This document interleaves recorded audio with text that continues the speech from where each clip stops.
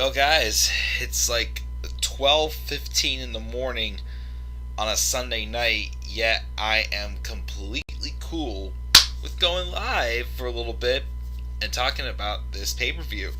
Guys, what is going on? This is the Club of the Man 1993, and I am here live for my live review of the WWE Royal Rumble 2021. Took place, of course, tonight, January 31st, 2021, at the WWE Thunderdome at Tropicana Field in St. Petersburg, Florida. We're going to take a look back and talk about every single match that took place on the show. And again, as I promised, the green screen did come back as I did get it set up ahead of time. Well, a couple little tweaks and fixes I had to do before I actually got started with this live review and clean up, of course, for having my friends over.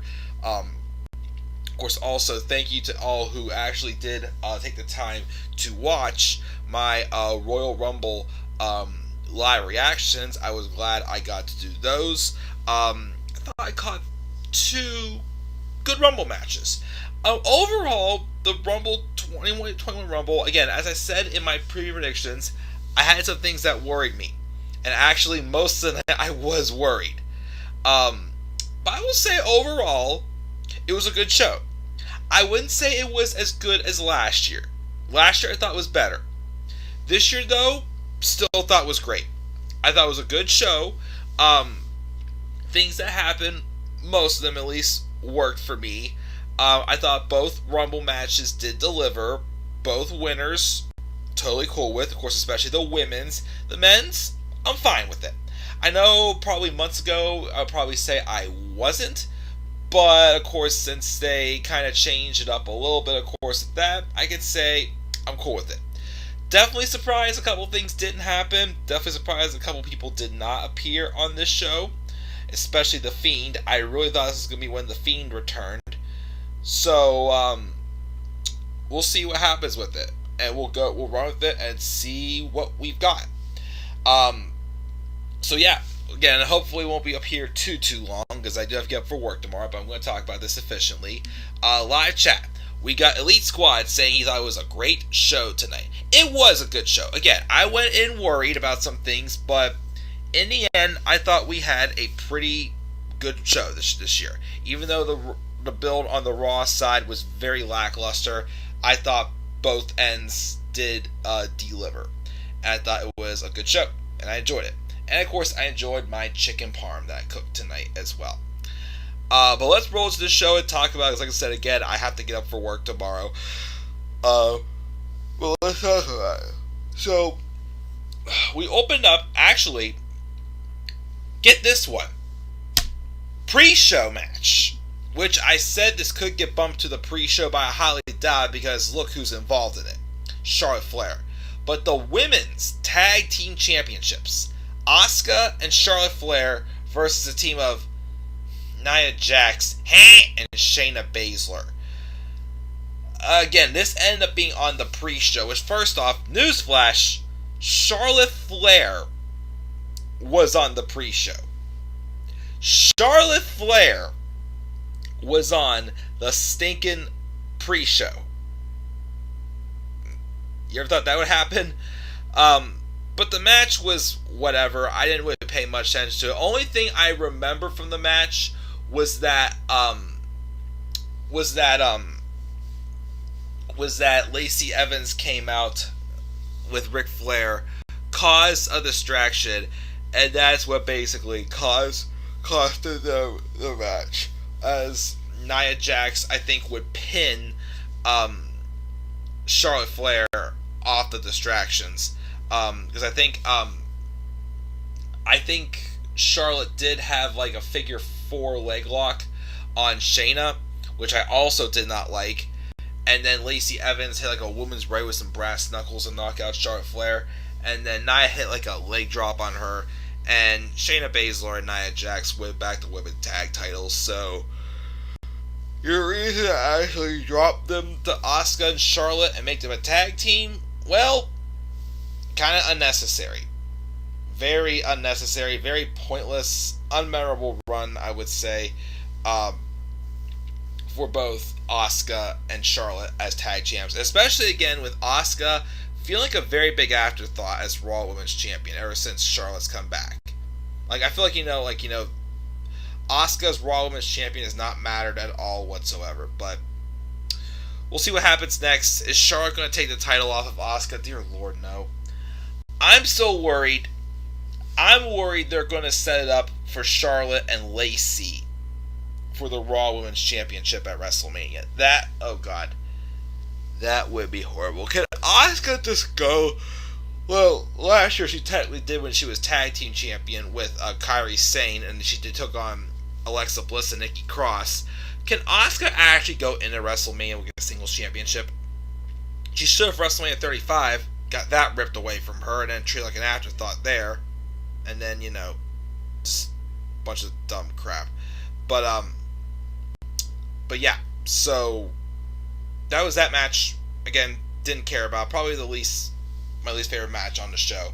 But again, it ended up being on the pre-show. Again, remember, Charlotte Flair was put on the stinking pre-show. Again, that's saying something. So yeah, Nia Jax and Shayna Baszler are now 2-time tag team champions. The match to open the show was this match. Remember in my preview and predictions about 12 hours ago, I mentioned how this was the match that scared me most. Because, again, when Goldberg comes back and challenges for a world title, I don't trust it. I really, really don't trust it.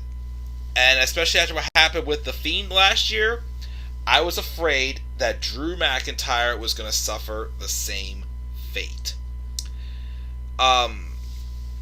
Before the match even started, they basically just stared each other down, and when the referee was not looking, McIntyre, did the Glasgow kiss, and then immediately hits a Claymore on Goldberg. But then Goldberg gets back up and smears McIntyre, and I think McIntyre gets to the outside of the ring, and Goldberg hits a second spear on McIntyre through the barricade, and it did not look good. I think, actually, no, I'm sorry. There was no Claymores yet. McIntyre had actually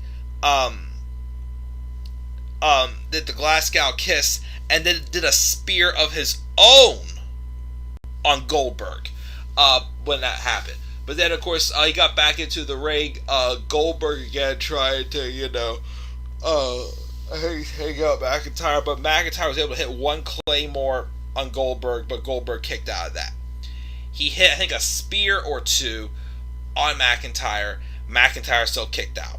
He then hit like a jackhammer on McIntyre. And I held my breath. I thought that was it. But even so, you even saw Goldberg didn't really hit that jackhammer too good on McIntyre. It didn't really follow through too good. But luckily, eventually, McIntyre avoided another spear. And then, bam, straight in the bridge of the nose, McIntyre hit another Claymore kick to keep Goldberg down. And Drew McIntyre defeated Bill Goldberg and retained the WWE Championship.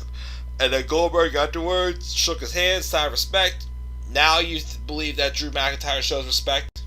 Mr. McIntyre has no respect for legends. And that was still so dumb. But I was able to breathe again for that time being. I got worried about something, but we'll talk about that when we get to it. But again, the match was exactly what it needed to be. Both men having a dominating performance. But of course, McIntyre came up on top to retain the title.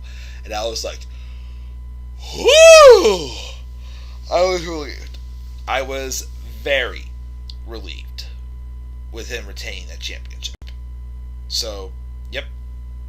McIntyre wins. We're moving on. Thank God. The second match on the main show, I thought this was going to be the cool-down match after the Women's Rumble. But the second match we got was Sasha Banks and Carmella. SmackDown Women's Championship.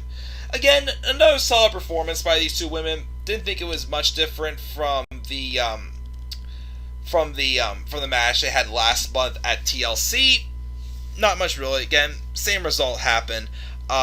Sasha Banks got Carmella to tap out. Again, they're a solid performance. These two actually do decent work together.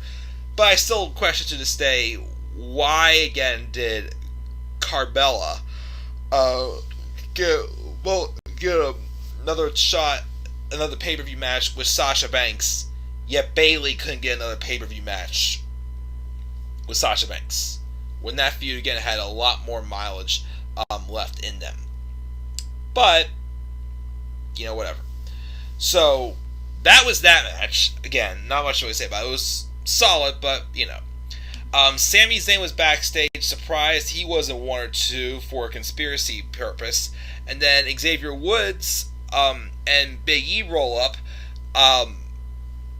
with a great little comment from Xavier Woods. So, all jokes aside, Kofi Kingston isn't clear to compete, but he's here for support. I hope he because whenever Kofi did appear on the pre-show, I was actually a little bit ticked. I'm like, don't tell me Kofi's going to be in this match. They're just giving it away right now. Again, it would be the perfect way to build Kofi from and Mustafa Ali for their eventual match. But again, it didn't happen. But Kofi was in the Rumble in the end.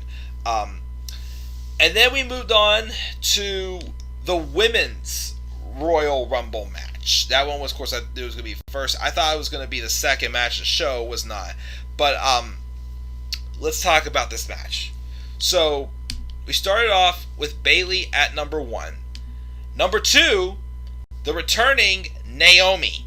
Naomi, of course, second Rumble in a row. She's made a return, and I thought she had a great performance, Naomi. I think I'm looking up the results again on Wikipedia based off the times. From what I saw, I'm pretty sure it was not Naomi. Well, Naomi did have one, was in there one of the longest, with 47 minutes and 43 seconds. Looked excellent in there. She had a lot of exchanges with Bianca Belair, and I thought Bianca and Naomi had really good chemistry, and could work a match together someday. So Bayley and Naomi started this out. Number 3 was Bianca Belair. She came out number 3. Number 4 was Billie Kay, but Billie Kay chilled most of the side, with her resume for a good portion of the match. Number 5 was our first surprise entrant. Well, besides Billie Kay, because Billie Kay was not originally announced. But number 5 was Shotzi Blackheart from NXT, as I figured she would have been in this match. Number 6 was Shayna Baszler. Number 7 was Toni Storm, and again, everyone's just passing on Billie Kay and her resume. And then Shotzi Blackheart was the first to be eliminated, as she was eliminated by Shayna Baszler. Number 8 was Jillian Hall. And for 40 years old, she didn't look too bad. She came out at number 8. She actually briefly teamed up with Billie Kay. Number 9 was Ruby Riott. Number 10 was another surprise that a lot of people were predicting for years for a Rumble match, but it finally happened. Victoria came out at number 10. I thought she had a couple of vicious, good right hooks in there. I thought she looked good as well. Number 11 was Peyton Royce. We had a brief Iconics reunion. Unfortunately, that didn't last, of course. Number 12 was NXT's Santana Garrett. Another nice surprise there. 13 was Liv Morgan. And then Billie Kay would eliminate Jillian Hall. And then the Riot Squad would eliminate Billie Kay with Peyton Royce behind them, with a priceless no way look on her face. Number 14, Rhea Ripley. And I popped when Rhea came out because she was actually one of my, well, not just my second pick to win this Rumble match, but she was also probably the best pick I had for my Rumble poll with my friends to win a little bit of a bet. But she came out at number 14, and she would then eliminate Toni Storm. and then Shayna Baszler would eliminate Victoria. And then Rhea would then eliminate Santana Garrett. And Santana had a nice elimination. They threw Santana over the top rope, but Santana landed in a split on the apron. But then Rhea was just like, I don't have time for this, and just kicked Santana in the face as she got eliminated. Number 15 was Charlotte Flair. And then as Charlotte was coming out, well, first, not yet.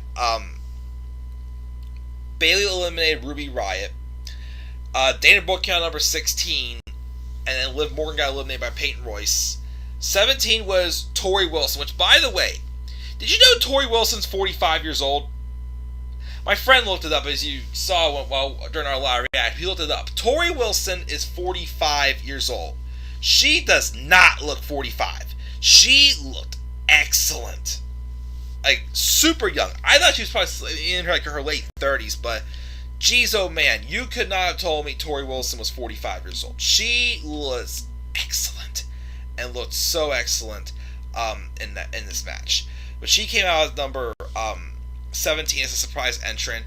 Number 18 was Lacey Evans, and literally Ric Flair's music hit first, and then Lacey came out wearing Charlotte's robe, and then Lacey and Charlotte just brawled for a while. But then Charlotte would eliminate Peyton Royce, and then Shayna Baszler eliminated Tori Wilson, and right before number 19 came out, Bianca Belair eliminated Bayley.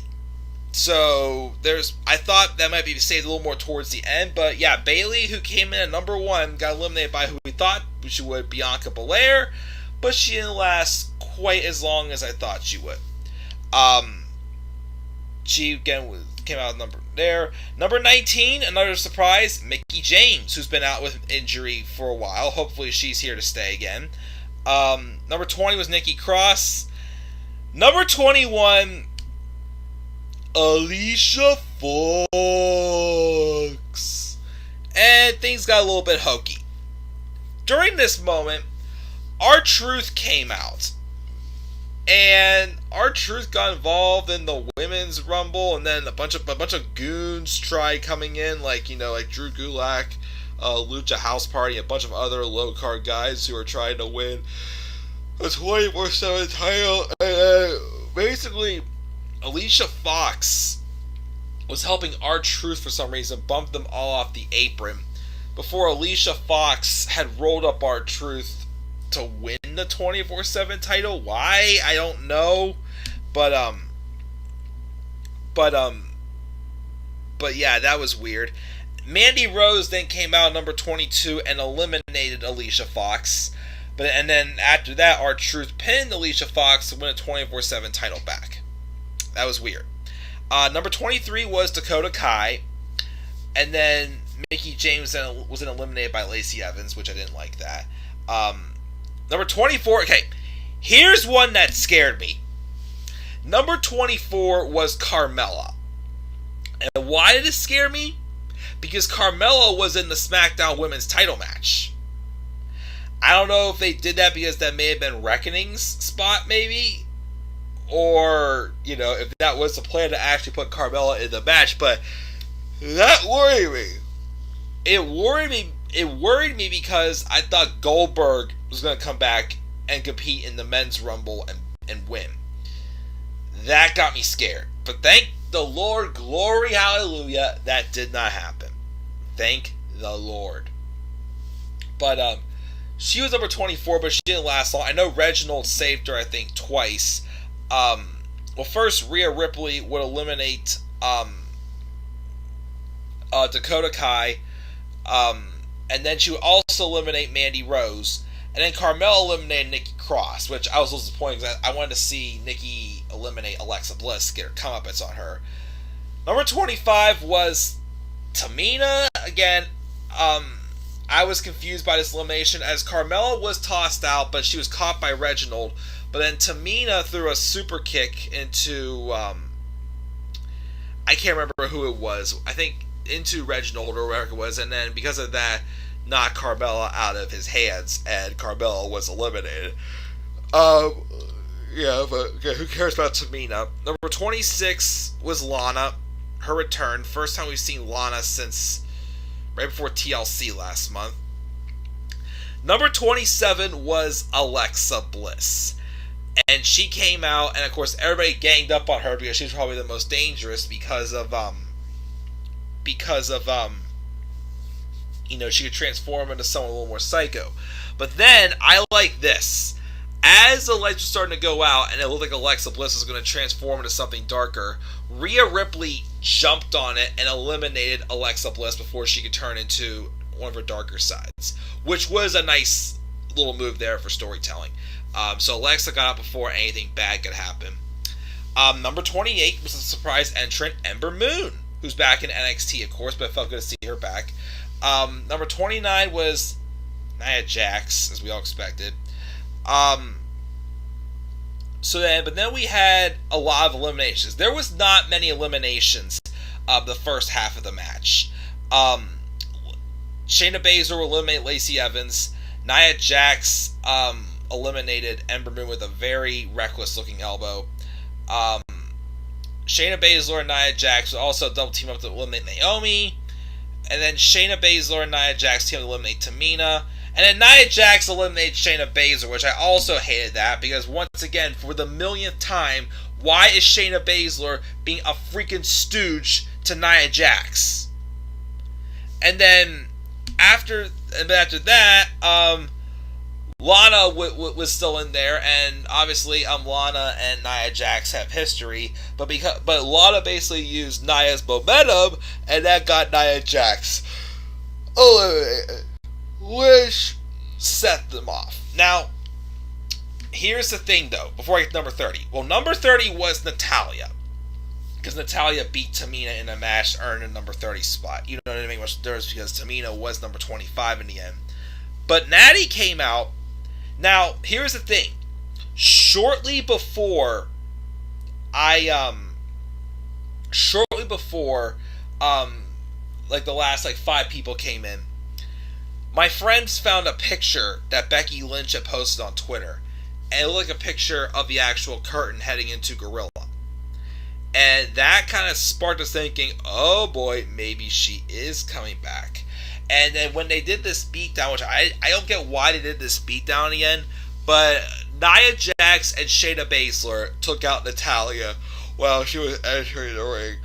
And then they also went back in and beat some people up in the Rumble match and just walked out. Why?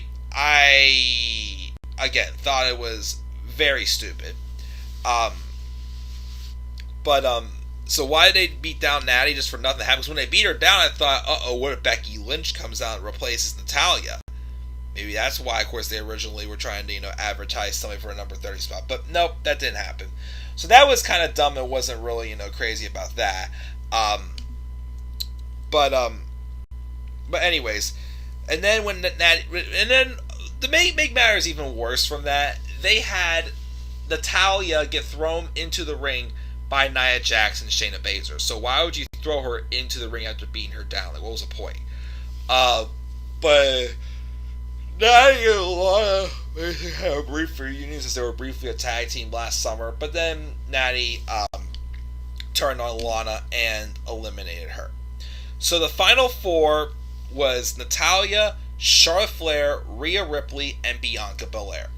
Natty got eliminated by Bianca, so the final 3 was Charlotte, Bianca, and Rhea. And I'm like, ooh, perfect. And the 2, they're all or 3 NXT alumnus, but Rhea Ripley and Bianca Belair basically teamed up on Charlotte Flair, and eventually 3-on-1 elimination. And when Charlotte was eliminated, she smiled at her. She's like, okay, you girls got me there. But then Rhea and Bianca were both hanging from the ropes and almost both got eliminated at the same time. But then they sat on the apron and they were just like, okay, nothing to worry about. Just get back in the ring and we'll continue this. And they had a really nice back and forth exchange two of the young upstarts, the newer faces on the main roster. Well, I don't know if this was Rhea officially being called up. I kind of feel she should have and go to Raw, and she can challenge Asuka for the Raw Women's Championship WrestleMania. That would be money to me. But we had some great back and forth exchanges between those two. But eventually, it happened. The EST from number 3 won the Women's Royal Rumble match. Coming in at number 3, she had 4 eliminations and the longest time with 56 minutes and 49 seconds. Bianca Belair, as I predicted, wins the 2021 Women's Royal Rumble match, and I was happy. She had 4 eliminations. Shayna Baszler, though, outdid her with 6, and Rhea Ripley had 7 eliminations, which was definitely a nice number for sure for Rhea as well, being the runner-up in this year's Rumble, because she was in the 2019 Rumble match, but she didn't do a whole heck of a lot, but she did do some stuff. But yeah, they gave a lot of women a lot of time in this match. Again, there was not many eliminations till the second half, but still good stuff on all ends for sure. Bianca winning, it was just perfect. Afterwards, again, Bianca was interviewed, and she got this very emotional thing. Again, she deserves this. Like she definitely, the hard work she's put in, she deserves it. And I was very happy to see Bianca win. And at WrestleMania, we're gonna get Bianca Belair versus Charlotte Flair. Bianca Belair versus Sasha Banks, which will be a hell of a money match for WrestleMania.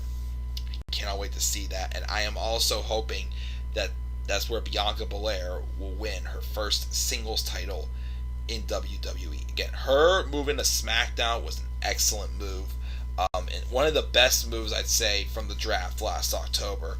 And again, she's really benefited from it.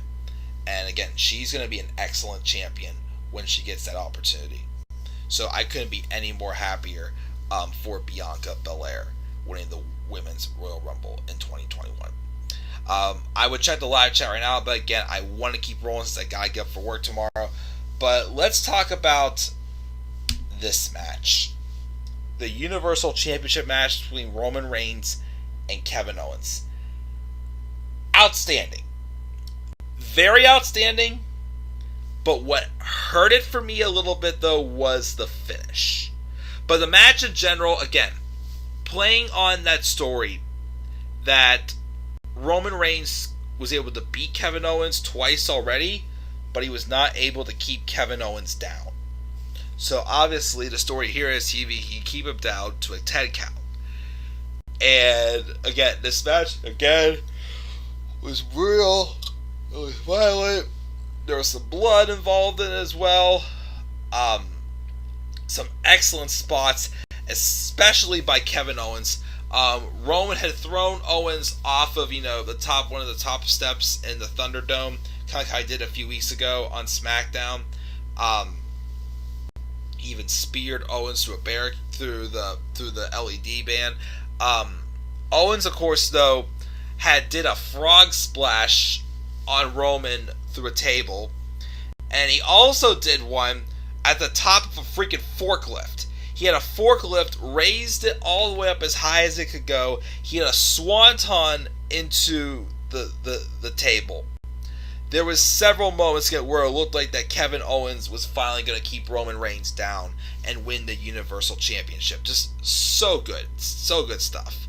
I was questioning, though, there was a spot in the match where they walked past a table that had the Money in the Bank briefcase sitting there, which I thought was super random. I thought, oh boy, don't tell me Miz is going to cash in on this match. No way, please don't. A lot of great physical spots, but then came the finish. Roman Reigns brought out some handcuffs, and it looked like he was going to handcuff Kevin Owens. But then Kevin Owens turned the tables on Roman Reigns, and instead Owens handcuffed Roman, but then he also handcuffed him to a post. And it was low enough that Roman Reigns was not really able to stand, and I thought Owens had him. That's where I thought Owens had him, but right when the referee got to a count of 9, Roman grabbed the referee, slammed him face first into like some type of like a light post, like right above him, and then low blowed Owens. But here's where the match kind of fell apart a little bit.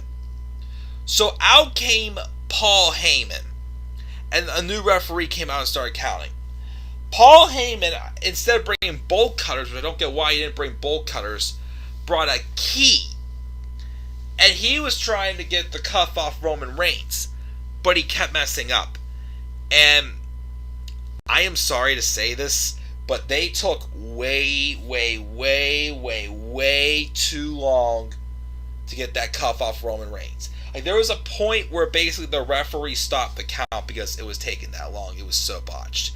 And Roman even had to stand on his own 2 feet, while still scrunched down with that handcuff to make it not look like they had to count to 10. Like, that was just a very sucky looking botch. Just unfortunately just like put a little bit of a damper on such a really good match. But then once Roman was free, he just walked over to Owens, who had regained his composure for, a while, and put Owens in the guillotine choke, which would lead to Owens being counted out, and Roman Reigns win the last man standing match. Still an excellent match, but again, that finish, it kind of hurt it. But still, again, good stuff. Again, I don't know what's going to be next for Kevin Owens, for Roman Reigns. Well, still hope maybe for something, but have to see where it goes with the winner of the men's Rumble match. Alright, last one. Main event was the men's 30-man Royal Rumble match. It was announced the start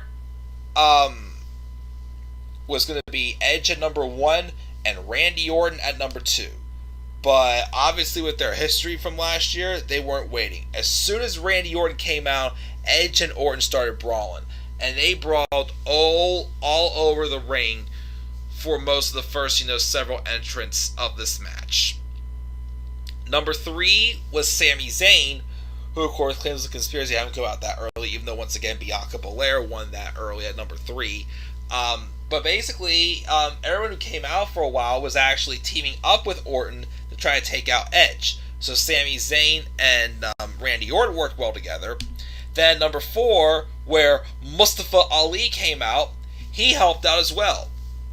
Number 5 was Jeff Hardy.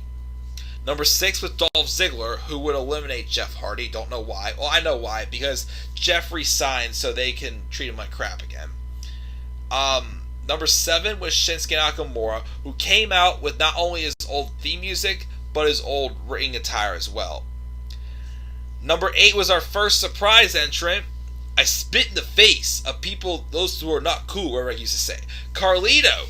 After a rumor for several years he'd come back for a Rumble match, he finally came back. And boy, oh boy, can I say, he looked great. He was jacked. He was in excellent shape.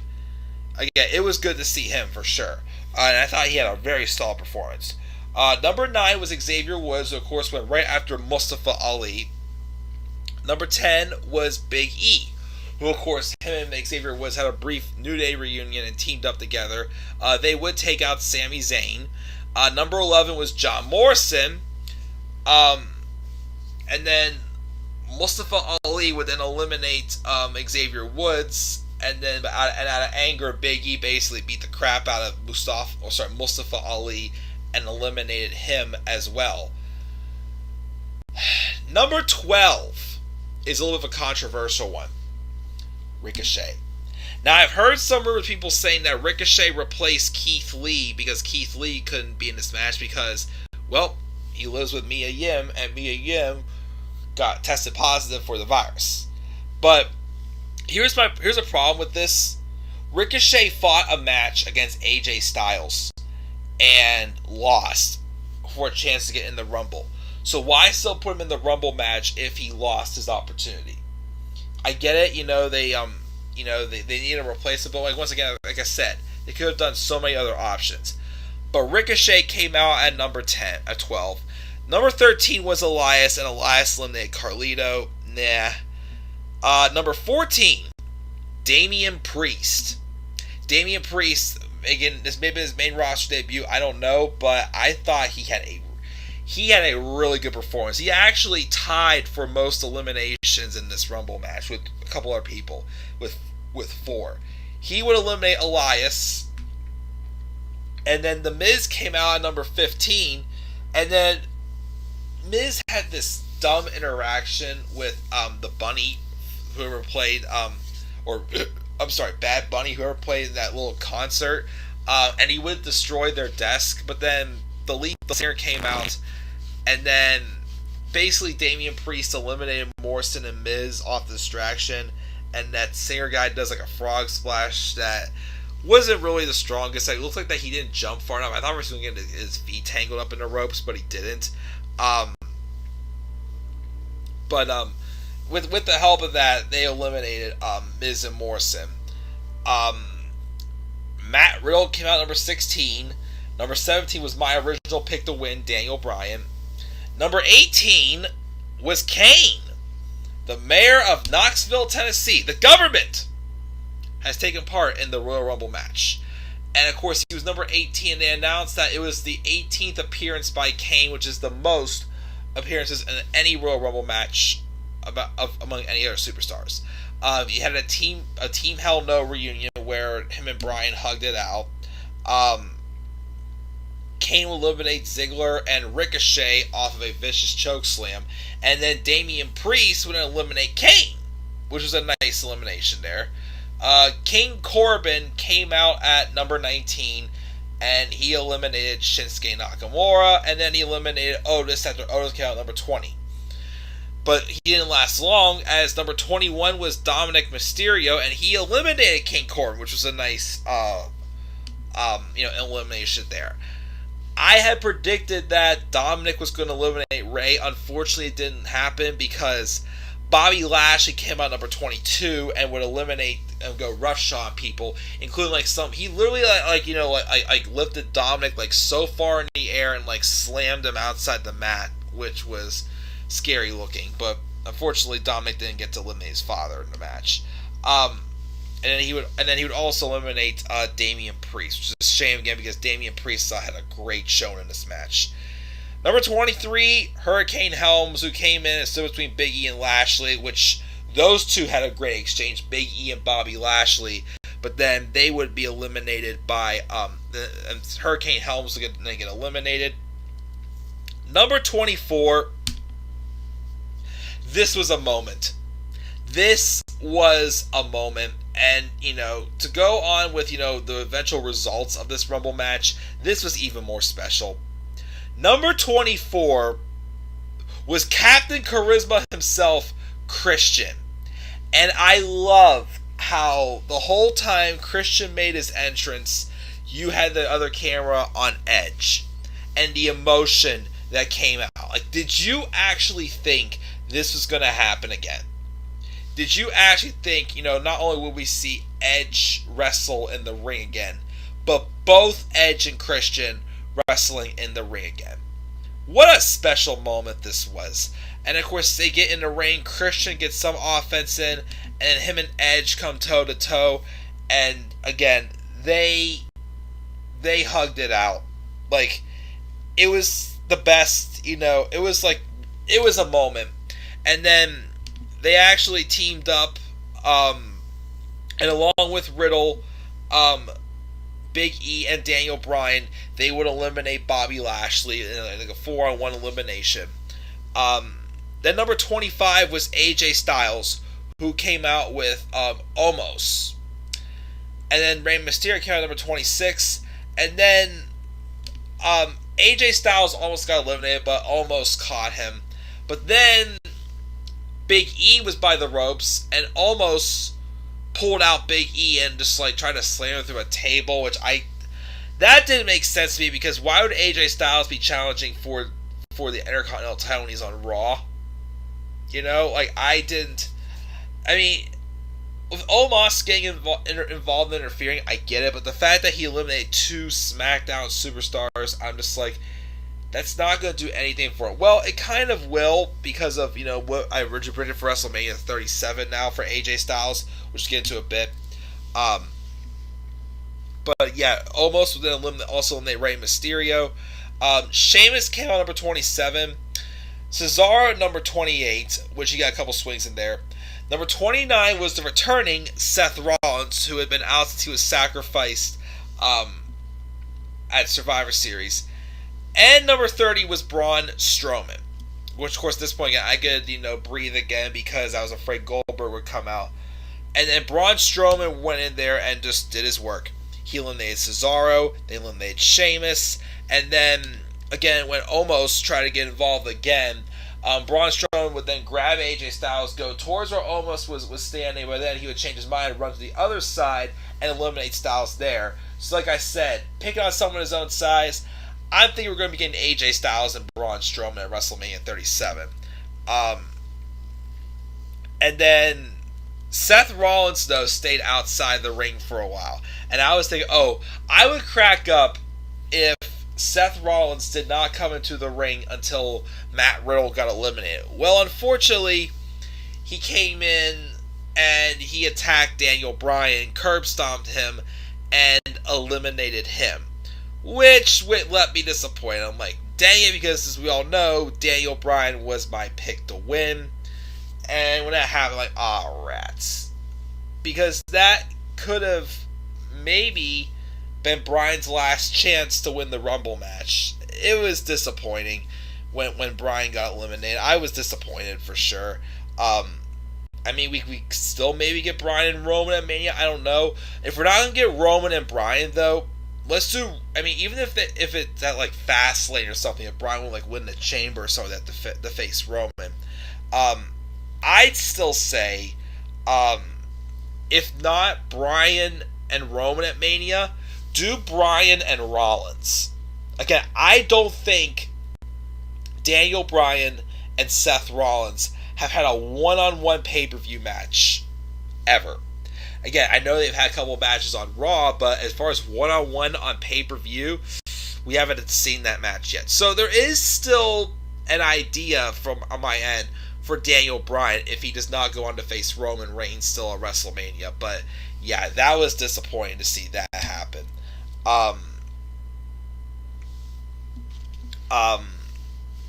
And then Seth Rollins and Matt Riddle went at it for a bit until Rollins eliminated him. And then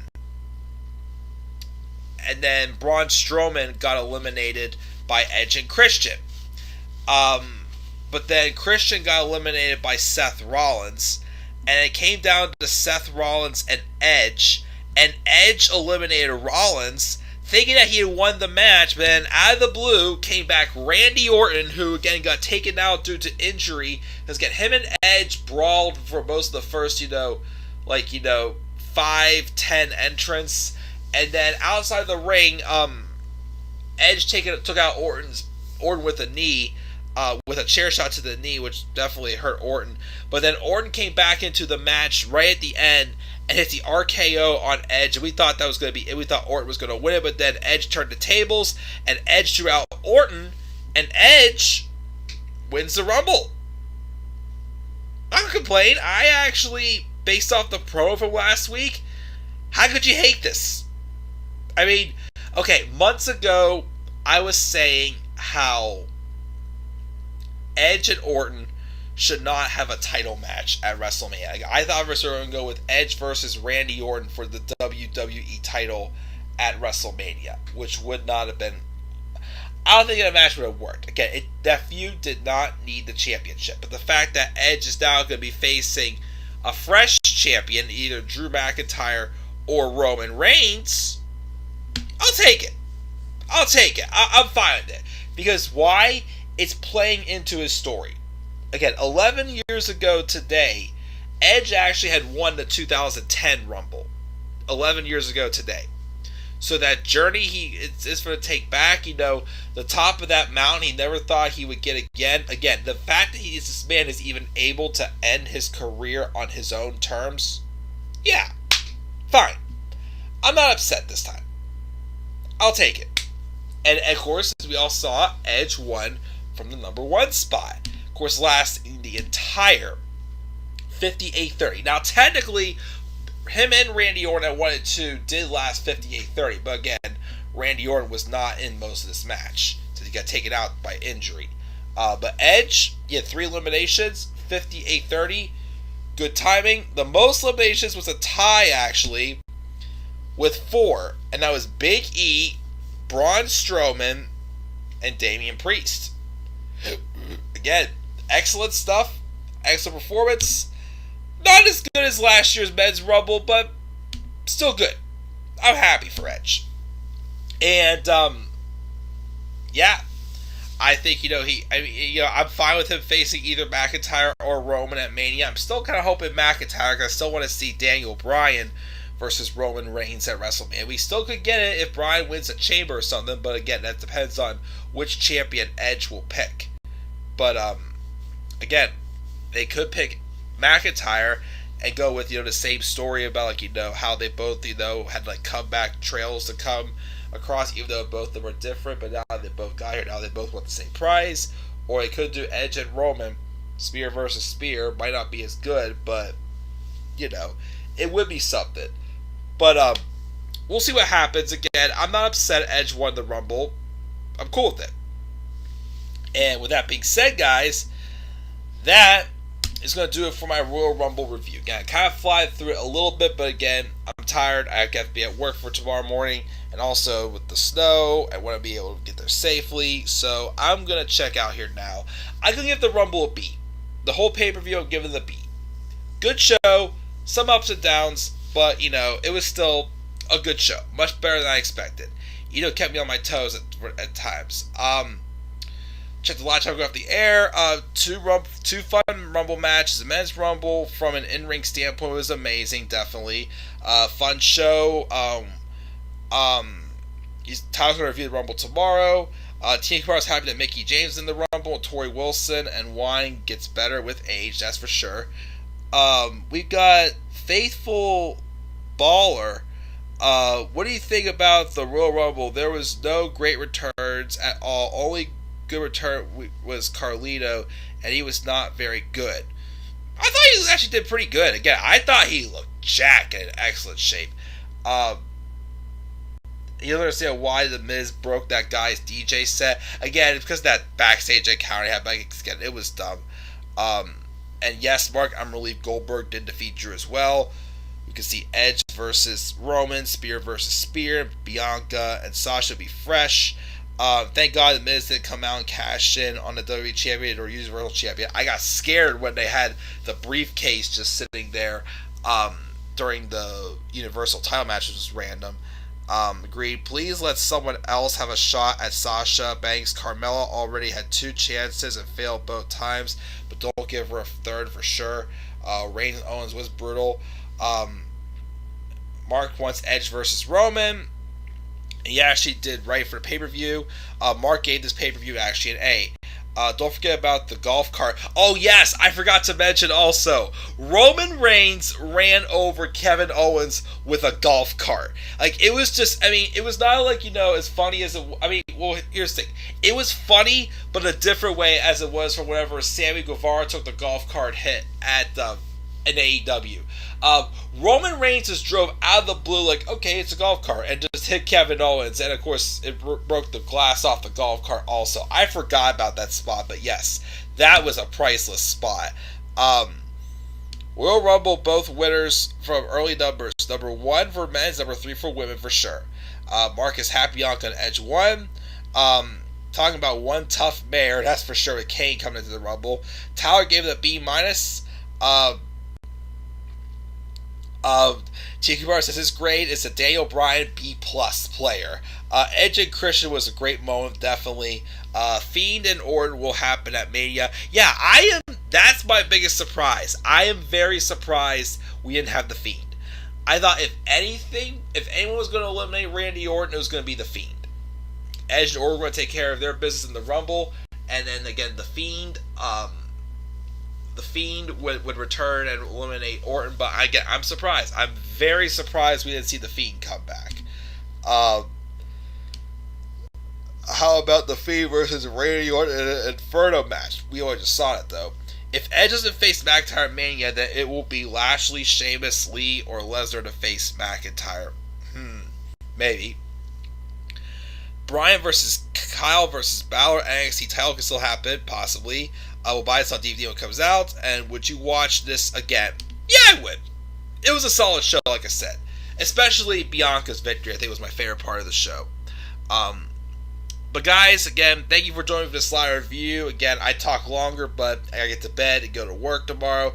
Again, tomorrow after work before Raw, I will do an NXT UK review to catch up what's going on with the UK brand.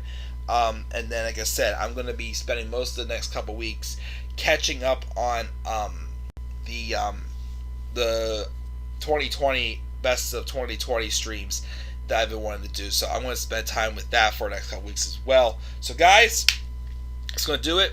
What are your thoughts on the Royal Rumble pay-per-view, guys? Leave your thoughts down in the comment section below. Be sure as always to slap a like on the video and subscribe to my channel. Follow me on Twitter at DemandAir93. And guys, check it out. Going to bed. Gotta go to work tomorrow. I'll catch you guys tomorrow for NXT UK. Until then, guys, I'll check it out. I'll catch y'all later. Peace out, everybody.